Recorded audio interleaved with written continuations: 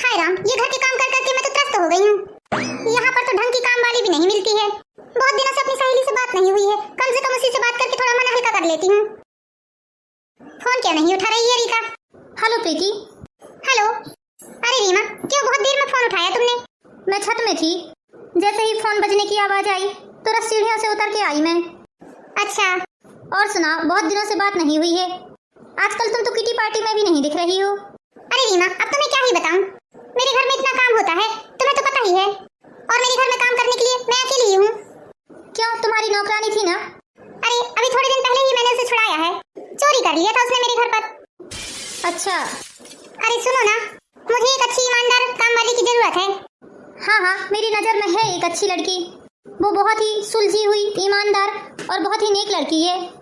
बस परिस्थिति की मारी है बेचारी, 2 छोटे छोटे बच्चे हैं उसके। तुम कहो तो मैं कल ही उससे बात करती हूँ तुम्हारे घर काम करने के लिए। हाँ, तुम जरूर उससे बात करो। ठीक है, यदि वो हाँ बोलती है तो मैं कल तुम्हारे घर उसे पहुँचा देती हूँ। हाँ यार रीमा, तुम्हारी बहुत मेहरबानी होगी। थैंक यू मेरी इतनी हेल्प करने के लिए। अरे नहीं, थैंक यू कहने की कोई जरूरत नहीं है। आखिर दोस्त ही दोस्त के काम आता है। ठीक है, तुम उससे लेने देने की बात कर लेना, मैं कल ही पहुँचा देती हूँ उसे। हाँ ठीक है रीमा, चलो मैं फोन रखती हूँ, तुम्हारे जीजू आते ही होंगे। हाँ ठीक है, बाय बाय। रीमा से बात करके मेरा एक तो फायदा हुआ, रात होने को आई है, ये भी ऑफिस से आते ही होंगे। अब मैं भी खाना पीना बना लेती हूँ।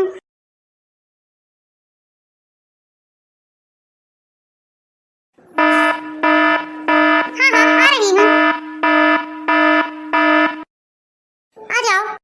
क्या राधा तुम ही हो? हाँ मैडम जी, मैं ही राधा हूँ। आओ इधर आओ।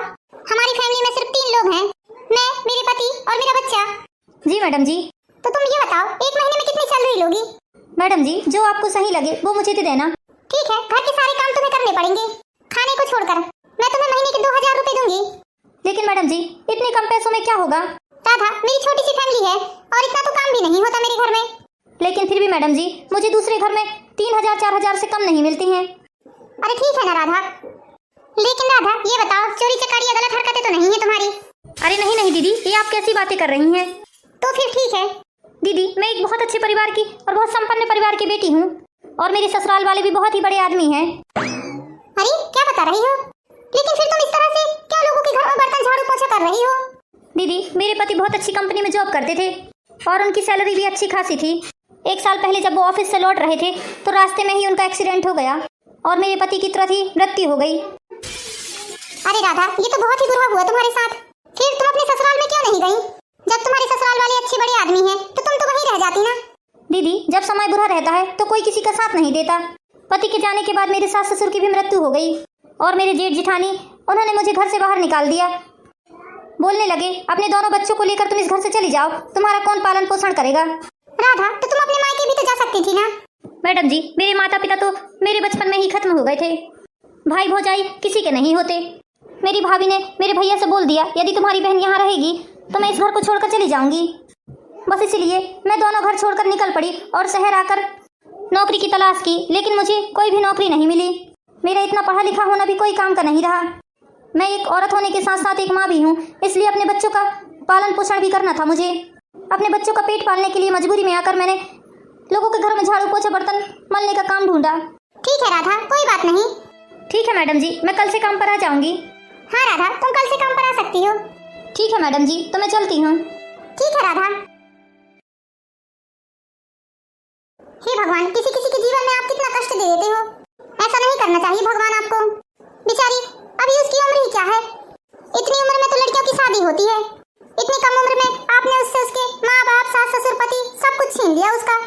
भगवान उसके जीवन में जल्दी से खुशियाँ ला दे बस। ना जाने किसका फोन आने लगा। हे राम, ये क्या, गांव से मम्मी पापा जी क्यों आ रहे हैं? ऐसे ही तो मुझे बहुत मुश्किलों से राधा मिली है घर के काम करने के लिए। और पिछली बार जब मम्मी जी आई थी तो उन्होंने कितना नाटक किया था काम वाली के साथ। मेरी नौकरानी के पीछे टेन लगाकर उन्होंने आखिर मेरी नौकरानी को भगा ही दिया था। मम्मी जी का क्या है, वो तो महीने 2 महीने रहकर चली जाती हैं, लेकिन परेशानी तो फिर मुझे होती है। हे भगवान, मैं क्या करूं? प्रीति, क्या हुआ? अब मैं आपको क्या ही बताऊं जी। आपको तो पता है शहर में कितनी मुश्किलों से काम वाली मिलती है। हाँ, तो क्या हुआ? तुम्हें तो राधा मिल गई है ना काम करने के लिए, और कल से वो आ भी रही है। हाँ जी, आ तो रही है। तो फिर क्या दिक्कत है? दिक्कत ये है कि कल आपके मम्मी पापा भी आ रहे हैं गांव से। क्या बात कर रही हो प्रीति? हाँ जी, जस्ट अभी ही फोन आया था मम्मी जी का। अरे यार, मम्मी को तो नौकरानियां बिल्कुल भी पसंद नहीं है घर पे। हाँ जी, वही तो। अब आपको तो सब कुछ पता है, मैं कैसे कैसे मैनेज कर पाती हूँ। इतने बड़े घर का काम करना, ऊपर से बच्चे का अलग काम। हाँ हाँ, तुम सही बोल रही हो। प्रीति, तुम ज्यादा परेशान मत हो, देखते हैं, आने तो दो मम्मी को। हाँ, हम कर ही कह सकते हैं, इसके अलावा हमारे पास कोई चारा भी नहीं है। मैं जाकर खाना बना लेती हूँ। हाँ प्रीति, जाओ, मुझे भूख लगी है। राधा आती ही होगी, सुबह के 8 बज गए हैं। मैडम जी। अरे राधा, तुम आ गई? जी मैडम जी। राधा प्लीज तुम मुझे मैडम जी नहीं बोलो, तुम मुझे दीदी बोला करो, मुझे अपनापन लगेगा। जी दीदी। आओ मैं तुम्हें काम समझा देती हूँ। ये देखो, ये किचन है और ये सिंक है, यहाँ पर तुम्हें बर्तन मलना है। किचन तो तुमने देख ही लिया है, चलो मैं तुम्हें सारा घर दिखा देती हूँ। लेकिन उससे पहले तुमसे कुछ बात करनी थी मुझे राधा। क्या दीदी, बोलिए ना। राधा, गांव से मेरे सास ससुर आ रहे हैं और वो थोड़े रूढ़िवादी किस्म के हैं। उन्होंने आज तक अपने घर में कोई भी काम वाली नहीं रखी है और ना ही यहाँ पर रखने देते हैं। लेकिन फिर भी मैं रखती हूँ, क्या करूँ, मैं परेशान हो जाती हूँ अकेले अकेले। पहले मेरे घर में जितनी भी काम वाली लगी हैं, मेरे सास ससुर के कारण भगा दी गई हैं। इसलिए प्लीज राधा, उनकी बातों में ज्यादा ध्यान मत देना। जी दीदी, ठीक है, कोई बात नहीं, आप जरा भी परेशान मत होइए दीदी। वैसे बढ़िया मकान बना लिया है बेटा ने शहर में आकर। हाँ हाँ, बढ़िया मकान तो बना लिया है, बाकी हमें शहर में अच्छा नहीं लगता। पता नहीं क्यों, शहर में इतनी धूमधाम, इतनी चहल पहल जरूर रहती है, लेकिन हमें कुछ अपनापन सा नहीं लगता। अरे यहाँ पर परहेज भी नहीं होता किसी चीज का। ना जाने कौन कौन हमारे बेटे के घर में चले आते हैं। शहर में जाति पाति का भी कुछ मतलब नहीं रहता है। अरे ना जाने रोज हमारे बहू बेटे कितने अछूत लोगों से मिलते होंगे, कितने अछूत लोगों को छीते होंगे। हाँ हाँ, और वैसे ही फिर घर के अंदर घुसे चले आते हैं। मुझे यही सब अच्छा नहीं लगता है बस। गांव में हम कितने नियम धर्म से रहते हैं।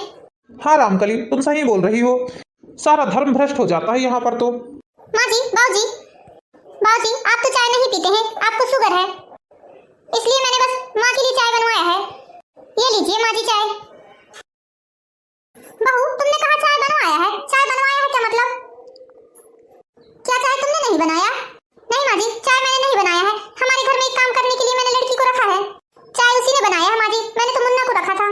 अरे राम राम राम, तुम्हें पता है ना, हम किसी के हाथ का बना हुआ खाना या चाय पानी नहीं पीते हैं। वो तो अच्छा हुआ बहू कि तुमने ये बात पहले ही बता दी, तुम तो आज हमारा धर्म भ्रष्ट ही कर देती। बाबूजी, इसमें धर्म भ्रष्ट करने वाली क्या बात है? तुमने काम वाली रखा क्यों, ये बताओ बहू। हमने पिछली बार काम वाली को निकला कर गए थे, ना जाने कैसे तुम किसी भी बिलादरी के लोग को अपने घर के अंदर घुसा लेती हो।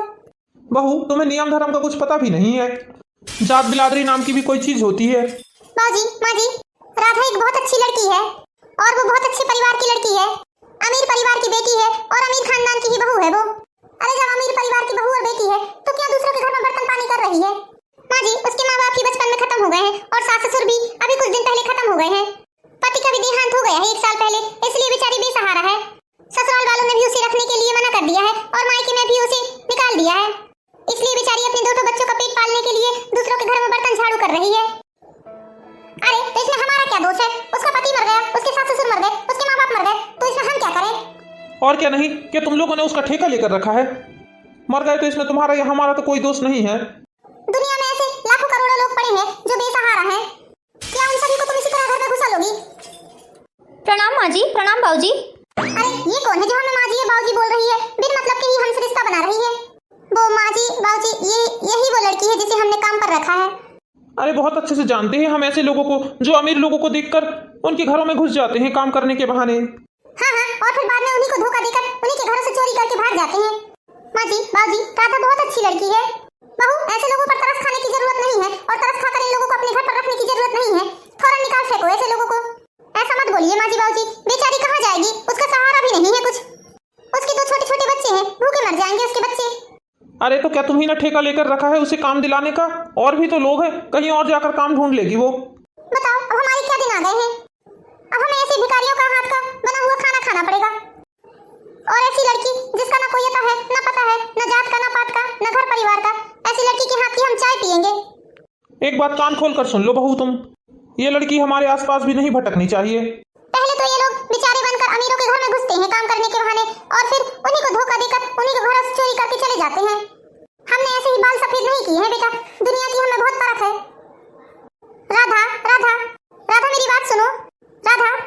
बताओ रामकली, ये हमारी बहू हमारी बात एक भी नहीं मानती। हमने पिछली बार ही नौकरानी को छुड़ा कर गए थे इस घर से, और इसने फिर से काम वाली रख लिया है। अरे ना जाने आजकल की लड़कियों को 2 लोगों का काम भी करते नहीं बनता है लगता है ही कौन सा काम बहू के घर में 2 लोगों का खाना पकाना तो रहता ही है। उस पर भी एक काम वाली को रख लिया है। हमारे बेटे के पैसे को तो हवा में उड़ाई जा रही है। और नहीं तो क्या, बच्चे का बहाना बनाती है। हमारे भी तो 5-5 बच्चे हुए हैं। हमने कैसे पाल लिया होगा अपने बच्चों को। ऊपर से इतने बड़े परिवार का खाना पीना सारा काम खुद ही करते थे हम। और नहीं तो क्या रामकली, आजकल तो एक बच्चा भी पालना मुश्किल होता है लोगों के लिए। ए लड़की, तुम फिर आ गई यहाँ पर? वो माँ जी, मैं झाड़ू करने आई हूँ यहाँ। कोई जरूरत नहीं है यहाँ झाड़ू वाड़ू करने की, चलो निकलो यहाँ से। सारे घर को अपवित्र कर दिया है। घर भर में घूम घूम कर निकलो यहाँ से बाहर। लेकिन माँ जी, बाबू जी, मुझे झाड़ू पोछा बर्तन करने ही का ही पैसा मिलता है। मेरा यही काम है माँ जी। और बिन बात के मुझे माँ जी बोलने की जरूरत नहीं है। हमारा तुम्हारा दूर दूर तक कोई रिश्ता नहीं है, इसलिए बिन बात के हमसे रिश्ता बनाने की कोशिश मत करो। ना जाने कहाँ कहाँ से चले आते हैं, कैसे घर के लोग हैं, कैसा खून है। हाँ, ऐसे लोगों का खून ही गंदा होता है। कीड़ों मकोड़ों की तरह जिंदगी जीते हैं। बस बड़े घर के लोग देखे नहीं कि घुस जाते हैं घर में आकर काम करने के बहाने। राधे कृष्ण कृष्ण कृष्ण हरे हरे, हरे राम राम राम राम राम हरे हरे, हरे राम राम राम हरे हरे। राम राम माँ जी। सुबह सुबह फिर इस मनहूस की शक्ल दिख गई मुझे। क्या हुआ माँ जी? मैंने तो आपसे सिर्फ राम राम ली है। ए भिखारन, छोटी मुंह बड़ी बात, हमसे ज्यादा जवान न लड़ाओ। तुम्हारी इतनी औकात नहीं है कि तुम हमारे सामने बोल सको। ना जाने ये हमारे बहू बेटों को क्या हो गया है। किसी भी इंसान को घर में घुसा लेते हैं। ये बहू भी हद ही करती है, 2 लोगों का काम नहीं कर सकती। माँ जी, कहाँ चली गई माँ जी? क्या हुआ दीदी? राधा, माँ जी कहाँ चली गई? दीदी, माँ जी तो मंदिर गई हैं। अरे क्या हुआ दीदी? अरे राधा, मैं कुछ काम से थोड़ा बाहर जा रही हूँ। माँ जी आएंगी तो तुम उन्हें बता देना। जी दीदी। क्या हुआ, तुम्हारा मुंह क्यों लटका है? फिर माँ जी ने तुमसे कुछ बोला क्या? दीदी, वो तो बुजुर्ग हैं और बुजुर्गों की बातों को क्या ध्यान देना, आप जाइए। ठीक है राधा, मैं चलती हूँ। मुन्ना सो रहा है, थोड़ा उस पर भी ध्यान देना। जी दीदी। बहू, ओ बहू, प्रीति बहू, जरा एक कप चाय तो दे दो। सुबह मंदिर चली गई थी, मैंने चाय नहीं पिया है। क्या हुआ माँ जी? तुम्हारा नाम प्रीति है क्या? नहीं माँ जी, वो आप दीदी को आवाज लगा रही थी। मैंने कितनी बार बोला तुम मेरी बहू को दीदी मत बोला करो। मैडम जी बोलो या मालकिन बोलो, उससे रिश्ता बनाने की जरूरत नहीं है। ठीक है जी। कहाँ है मेरी बहू? माँ जी, वो किसी काम से बाहर गई हैं। आप घर पर नहीं थी, इसलिए उन्होंने बोला कि मैं आपसे बता दूं। आपको चाय पीना है, मैं चाय बनाकर ला दूं आपके लिए।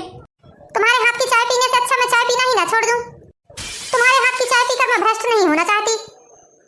कहाँ तुम और कहाँ मैं। चलो जाओ यहाँ से, मैं खुद ही बना लूंगी चाय।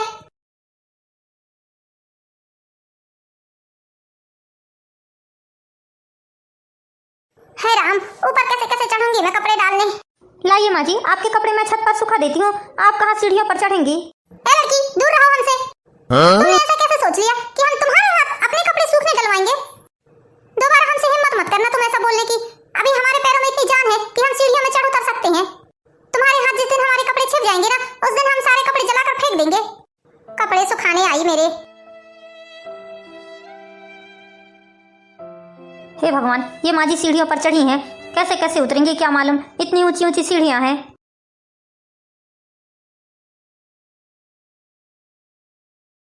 अभी तक माँ जी नीचे नहीं आई हैं। कम से कम मैं अपनी आंखों के सामने उन्हें उतरता हुआ देख लेती। बचाओ।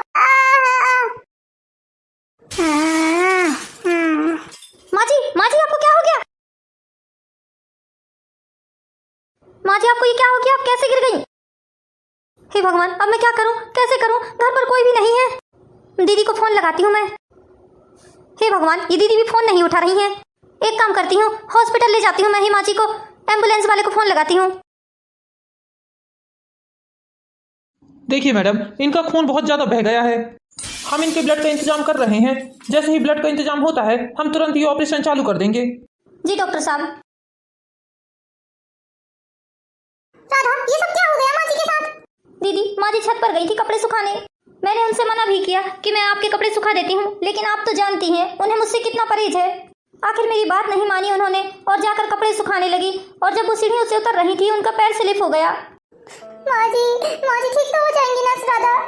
दीदी डॉक्टर बोल रहे हैं ब्लड का इंतजाम करना पड़ेगा, उनका ब्लड बहुत ज्यादा बह चुका है। बहू ये सब क्या हो गया तुम्हारी सासू माँ को? रामकली उठो। मैं क्या करूं, कैसा करूं राधा? मुझे बहुत घबराहट हो रही है। ये भी शहर में नहीं है, बिजनेस के सिलसिले में ये भी बाहर गए हैं। दीदी आप जरा भी टेंशन मत लो, भगवान सब ठीक कर देंगे। देखिए इनका ब्लड बहुत ज़्यादा बह चुका है। हमने पूरे हॉस्पिटल में इनके लिए ब्लड का इंतजाम करना चाहा, लेकिन इनका ग्रुप का ब्लड हमें नहीं मिल रहा है हॉस्पिटल में। डॉक्टर साहब माँ जी का ब्लड किस ग्रुप का है?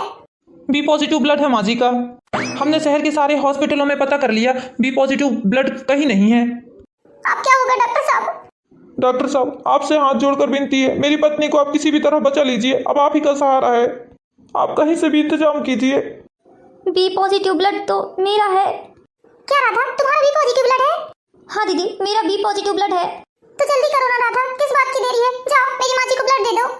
लेकिन दीदी माँ जी को तो बहुत परहेज है मुझसे। अरे राधा जान से बढ़कर कुछ नहीं है, तुम जाओ। हाँ मैडम आप तो ब्लड दे सकती हैं, आप तो स्वस्थ हैं और जवान हैं। चलिए। हाँ चलिए डॉक्टर साहब। देखा बाबूजी आपने, जिस राधा को आप लोग भला बुरा सुनाते रहे, ना जाने उसे क्या क्या बोलते रहे, उसी राधा ने आज माँ जी की जान बचाई है। हाँ बेटा तुम एकदम सही बोल रही हो, हम लोगों ने बहुत ज्यादा गलती कर दी उसे भला बुरा बोलकर। हम लोग तो इंसान कहलाने के लायक भी नहीं है, कलंक है कलंक हम लोग। बेचारी इतनी भली लड़की को हम लोगों ने क्या कुछ नहीं कह दिया। प्लीज आप लोग सभी बाहर जाइए, हमें पेशेंट को ब्लड चढ़ाना है। जी डॉक्टर साहब। ओए मुझे पानी दे दो। अरे बहू जल्दी आओ, रामकली को होश आ गया है। रामकली तुम ठीक हो ना? हाँ जी मुझे अच्छा लग रहा है, मैं ठीक हूँ। माँ जी अब आप बिल्कुल ठीक हो जाएंगी और जल्दी से अपने घर वापस चलेंगी। हाँ हाँ बहू। कल तक आप इन्हें घर ले जा सकते हैं, ये अब बिल्कुल ठीक है। जी धन्यवाद डॉक्टर साहब, आपका बहुत बहुत एहसान है हमारे ऊपर। अरे भाई एहसान मेरा मत मानो, एहसान इस भली लड़की का मानो जिसने आपकी माँ जी को समय से हॉस्पिटल लेकर आया और अपना ब्लड देकर आपकी माँ जी की जान बचाई है। यदि आज ये नहीं होती तो शायद हम आपकी माँ जी को नहीं बचा सकते। राधा बेटा मैं अपनी गलतियों के लिए तुमसे हाथ जोड़कर माफी मांग रहा हूँ। अरे नहीं नहीं बाबूजी आप हाथ मत जोड़िए प्लीज। बाबूजी आप ऐसा मत कीजिए प्लीज। बेटी यदि आज तुम नहीं होती तो रामकली इस दुनिया में नहीं होती। हम लोगों ने तुम्हें क्या कुछ नहीं कहा बेटा, गंदी नाली का कीड़ा, गंदा खून, गंदे लोग, क्या कुछ नहीं कहा बेटा। मुझे तो शर्म आ रही है वो सब सोचकर। इंसान के नाम पे हम लोग कलंक हैं, इंसान कहलाने के लायक नहीं है। देखो बेटा हमने तुम्हारे साथ गलत किया, इसलिए भगवान ने हमें अपने गुनाहों की सजा दे दी है।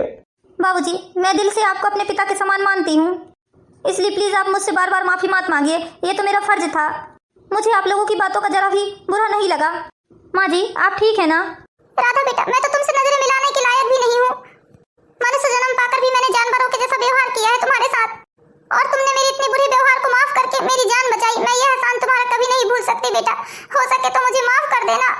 माँ जी आप ये सब बातें मत कीजिए, आपको जल्दी से ठीक होकर अब घर चलना है। हमारी बहू सही ही बोलती थी, राधा एक बहुत अच्छी लड़की है। हम लोग ही पागल थे जो पता नहीं मासूम सी बच्ची को क्या कुछ नहीं बोल दिया। भगवान ने तो इस पर कहर ढाया ही था, ऊपर से हमने भी क्या कुछ नहीं बोला। बेटा आज से तुम मेरी बेटी बनकर रहोगी, तुम्हें किसी के घर में काम करने की जरूरत नहीं है। अब तुम मेरी बेटी हो, तुम हम दोनों के साथ रहोगी। तुम्हें पालने पोसने, तुम्हारे बच्चों की देखभाल करने का जिम्मा हमारा है आज से। हाँ हाँ बेटा सही बोल रही है रामकली। नहीं माँ जी मैं आपके साथ नहीं रह सकती, मैं लोगों के घर में झाड़ू बर्तन पोछा करके ही अपने बच्चों का पालन पोषण कर लूंगी। बेटा यदि तुमने हमारी बात नहीं मानी तो हम सोचेंगे तुमने हमें माफ नहीं किया है। प्लीज राधा मान जाओ ना। लेकिन दीदी। मान जाओ बेटा। ठीक है माँ जी आप बोल रही हैं तो ठीक है। तो दोस्तों कैसी लगी आपको ये हमारी प्यारी सी कहानी? इसी तरह की प्यारी प्यारी मोरल स्टोरीज देखने के लिए हमारे चैनल परी एंड ब्लॉग को लाइक कीजिए, सब्सक्राइब कीजिए। Thank you for watching my video दोस्तों, मिलते हैं नेक्स्ट वीडियो में, जब तक के लिए बाय बाय।